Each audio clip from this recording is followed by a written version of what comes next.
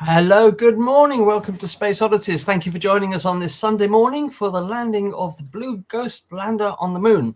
And we're pleased to report that so far everything seems to be going to plan. We're looking at a landing on the moon within the next, 15, 20 minutes or so. Yep. So all looking good. And I'm joined this morning by Daz. Hello. How are you, Daz? Hello, Michael and Tom. How are you guys? So this is quite an exciting time. We've been here before, of course, with mixed results, shall we say? Yeah. And this is certainly something new for Firefly Aerospace. Michael, could you just give us a brief summary of what the land is all about? Yeah, I'll just share my screen. Bear with me a second. It is early in the morning. Yeah. And we're going to be looking at NASA TV today. So we're joining them for the coverage. We'll go over live to NASA soon. But this is, of course, the first of 3 landers that are landing on the moon in the near future. Mm-hmm. We've got Blue Ghost today. Then on March the 6th, we've got the Intuitive Machines IM-2 lander.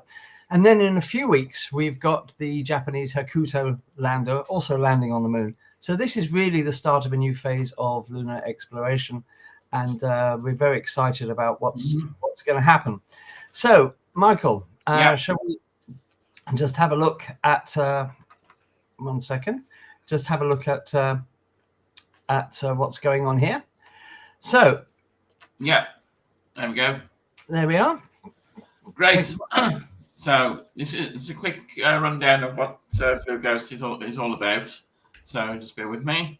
Blue Ghost Lunar Lander Mission 1, also known as Ghost Riders in the Sky, by Firefly Aerospace. Their first mission in this series of, as Andy said, 3 missions, I believe. So where does the name Blue Ghost come from? Blue Ghost Firefly Aerospace has definitely designated the name Blue Ghost for this mission, marking an initial flight of this planned series. But the Blue Ghost is a unique species of firefly that inhabits the southeastern part of the United States.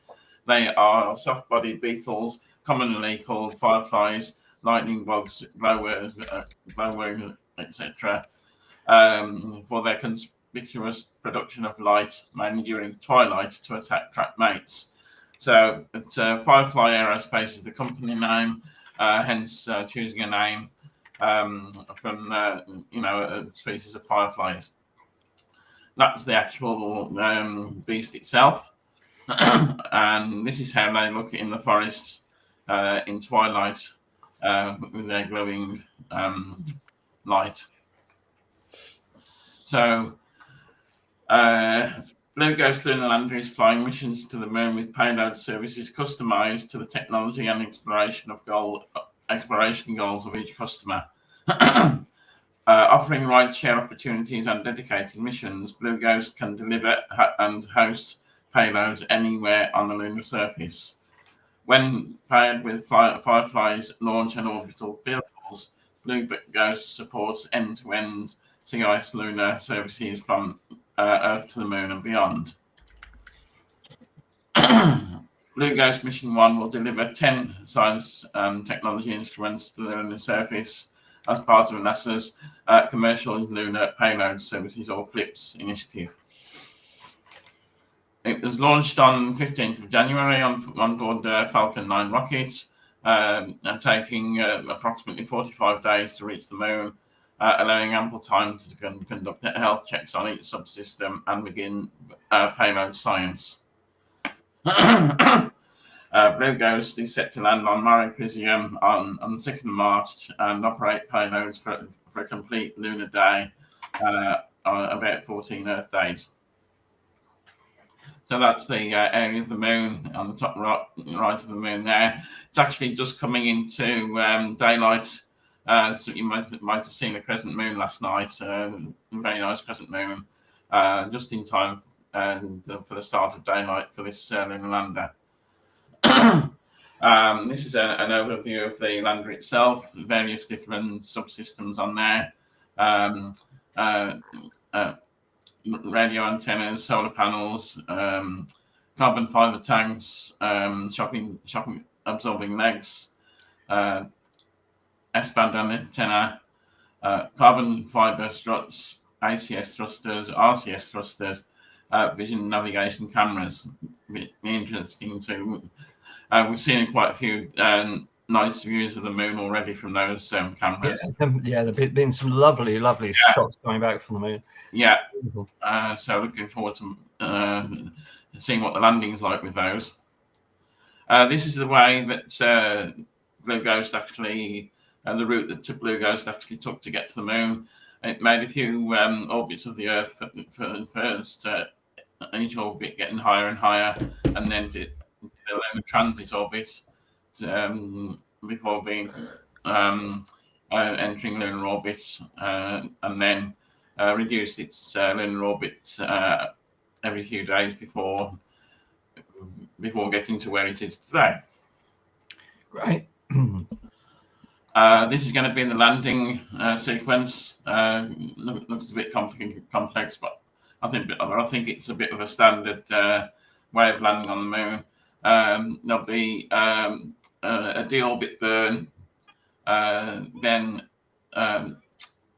50-minute coast, which is what it must be. So we're looking at we're coming up to we're within the D'Souza guidance. Yeah. So the D'Souza guidance stage. Yeah. Okay. So it's going to fire all of its engines to slow itself down. Yeah. So yeah. So that's just a few stages there too. It's actually started its slow down burn now. Oh, okay. So we'll come back at the main. But something to note, on the 14th of March, Blue Ghost expects to capture high-definition imagery of the total eclipse when the Earth blocks the sun above the moon's horizon. It will then capture the lunar sunset on 16th of March, providing data on how lunar dust alleviates due to solar influences and creates a lunar horizon glow. First documented by astronaut Eugene Cernan on Apollo 17. Following sunset, Blue Ghost will operate for several hours into the lunar night. But it's not expected to survive the whole lunar night, is it? Right. Okay. Yeah. So that was the plan. Various payloads on board, testing regular megalith sample collection, global navigation satellite system, and radiation tolerant computing and lunar dust mitigation. Okay. Yeah, so there's quite a lot of things going on this lander. So we're looking forward to the basically the completing mission. So fantastic. Okay. Right. Right. What we're going to do now is just to get up to date with what's happening, and just give me a second. We'll go straight over now to NASA TV to carry on with the mission. So here we are. So this is the animation. We're now looking at 9 minutes to landing. And according to this animation, everything seems to be going well. Daz and Tom, have you got any thoughts about this mission? I think this is really, I mean, this is the first, I guess, lunar landing mission that I've seen live on TV. I've always missed the actual ones. Oh, really? So this is quite exciting for me. But yeah, I think given all the things that it's about to test, and I think one of the biggest ones is regolith mitigation, because it's all very well and fine landing there, but this stuff gets everywhere. And even you remember the pictures of the Apollo astronauts, spacesuits. Yeah, they Yeah. were filthy. Yeah, because Definitely. there's several experiments, aren't there, on here to actually Yeah. check the staticity, if that's a word. Staticity. Because said with the Apollo spacesuits, they are absolutely covered in this stuff. It was so fine. Yeah. Because it's charged, isn't it? And it's because it's exposed to space radiation all the time, so it's actually charged and sticks to everything. Yeah. And it's like when you get a bit of plastic or something that's statically charged, and you're trying to pull it off your hand. The next thing you know, it's stuck to your fingers and things like that. So yeah, it gets everywhere. Yeah. I'm not sure. Is this one actually got the one that's got the sportswear that's going to be tested? No, that's That's IM2, sorry. IM2. It's the same sort of thing, Yeah. isn't it? That they got some, but I mean, this is quite a long burn that they're doing at the moment. I'm just looking at the But speed. there's but there's quite a few different commercial companies Yeah. involved these days, isn't there, on every mission? You know, just makes sense, really. And of course, this is supported by NASA, basically through its science arm. Because what NASA has been, they've been trying to put landers on there all the time. They're so expensive for them to build that they've actually put out tenders for people to build their landers, and they will support them to actually give them a chance to land these things. Because last year, as we said, we watched several last year. Unfortunately, with all different degrees of success or failure, whichever way you want to look at it. But this is it's always exciting to see this thing, because what I like about these, and I'm assuming this one's using it, because when you showed your infogram, Michael, of the actual lander itself, it's got two cameras that sit on the bottom. These cameras during the landing will come into their own, because what they will do is they will scan the surface, and it uses what they call face recognition, because the lunar orbiter has been taking photographs, millions and millions of photographs of the surface of the sun, and they're using that. And then what the software will compare what it's seeing in its computer to actually pinpoint where they are. And they've been using this, and to be quite honest, I mean, last year they used the same system, and they were virtually spot on. There was only one that I can remember. I don't know whether that was last year, and it was a Japanese one. And what they didn't get, and it was more to do with a radar thing. They're using the facial recognition thing, but there was a radar thing which was mapping the distance to the surface. And then all of a sudden it went over the lip of a big crater. So all of a sudden, the surface rushed up to them because of the rim of the crater, and then it suddenly dropped away again. And of course, I ended up losing that one due to that. I think it was a Japanese one, if I remember right. Sorry to interrupt you guys. It's under 5 minutes, so let's join the commentary at NASA and see what's actually happening. On the screen right now, you see Joseph Marlin and Will Coogan. These are our CEs, our chief engineers. A fun fact, Will Coogan actually used to be a carpenter before he went back to school for his PhD. That we're in validate, so we're not global positioning. I think having all these varying backgrounds really helps you in your current work. So it's really impressive to see this team coming together. And not only are we seeing the teams in the room, but there are folks that are in back rooms, as you mentioned, that are also supporting this mission Batteries today. at 90%. Exactly. So we see that speed has come down. VNS now sees we're back in global generating solutions again. That's 7 kilometers from the surface. That braking burn continues. Falcon and Ops, 3 minutes remaining until pitch over. 67 kilometers south, 7 kilometers up. Looking good. Getting closer and closer to that lunar surface. See the velocity on the left going down? It's fallen quite rapidly just the last minute or so.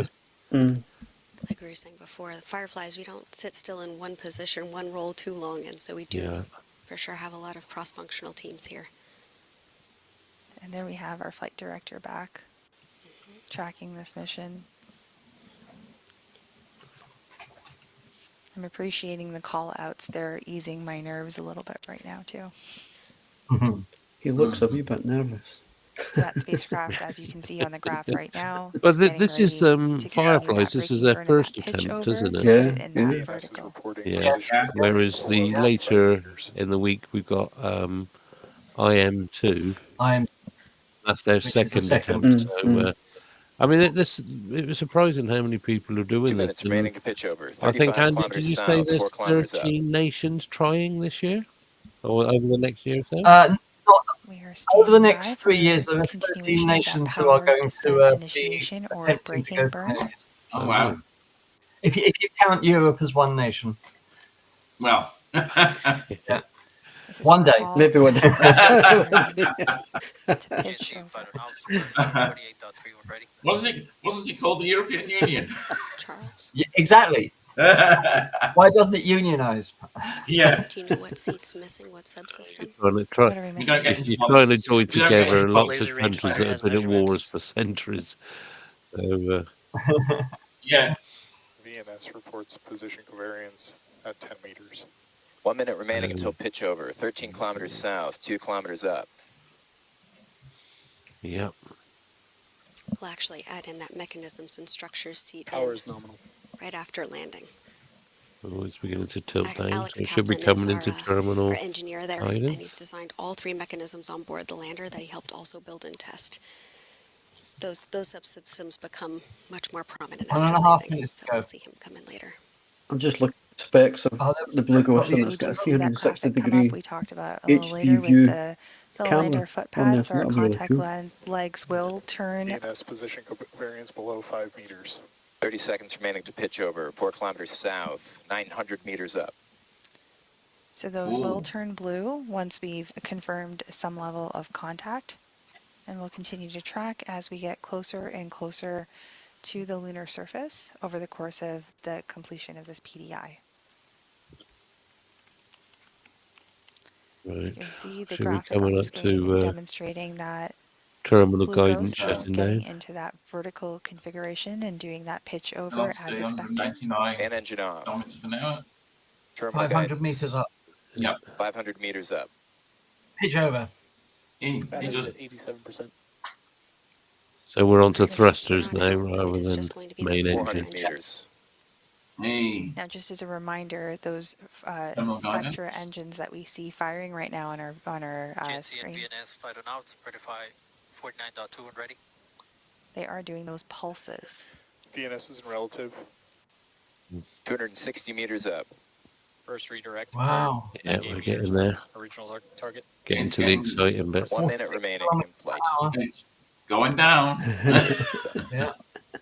Vehicle is converged on its commanded descent profile. Need his Buzz Aldrin Alright, saying so we're we are kicking in up that dust. autonomous phase Yeah. that you had Yeah, described yeah. to us. Picking She up a bit of is dust. Yeah. ready.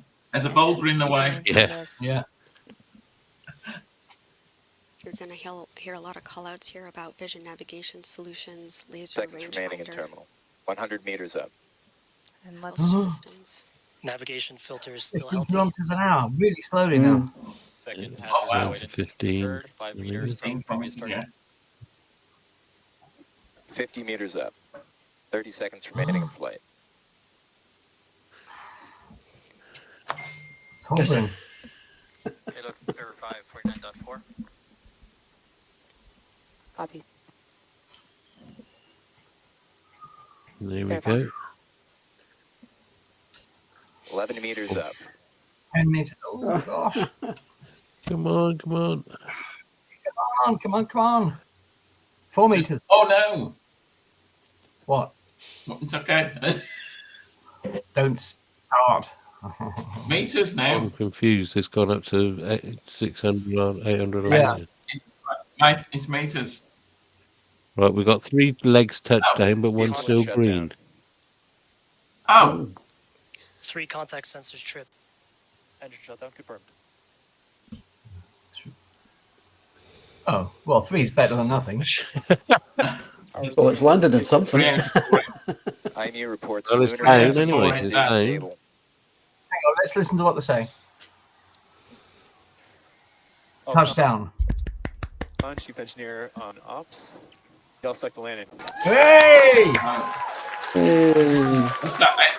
We've done it.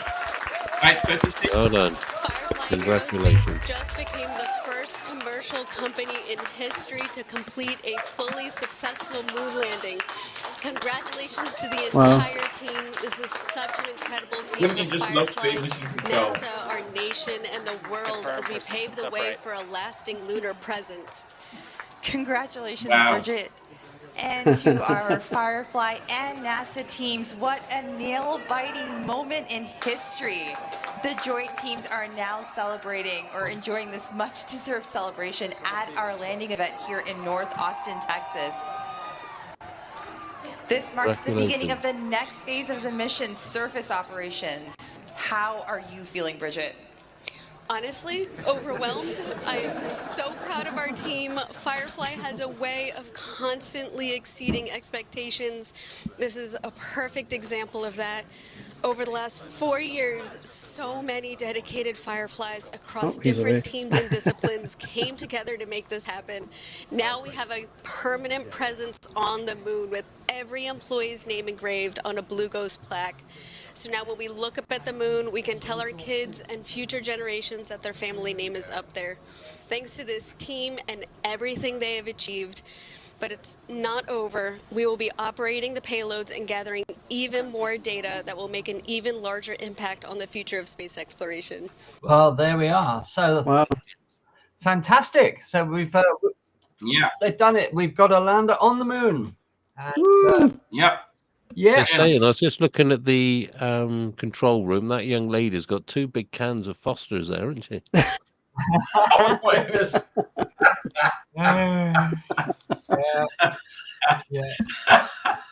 Fantastic. Well, I mean, well deserved. I bet she's going to be necking those in short order. So there we are. So Firefly Aerospace have succeeded in putting their Blue Ghost lander on the moon. And I'm not quite sure when they're starting surface operations, but obviously they'll need to do complete checks of the vehicle before proceeding, making sure everything's working. So fantastic. I mean, it's been a long time since we've had anything really successful. Nice. And it is the beginning of a completely new era of lunar exploration, with 3 landers landing within, now 2 landers landing within the near future. And of course, we've got lots of lunar expeditions happening over the next couple of years. As I said earlier, there'll be 13 nations in total aiming to land on the moon within the next 2 or 3 years. And it's going to be a very exciting era. And of course, here on Space Oddities, we will bring you everything. So there we are. So I think we will draw things to a close for today. Any final comments, guys, before we leave our I'd be interested to find out why only 3 sensors kicked off. It may be just a 40 sensor. But, I mean, it could be sat on a stone or something. Yeah, it might have landed slightly awkwardly. That's what I was going to say. Uneven ground and that, you know. Yeah, So, I mean, that's not going to be a problem because it's not got to take off again. It wasn't like with the lunar landers, the Apollo landers.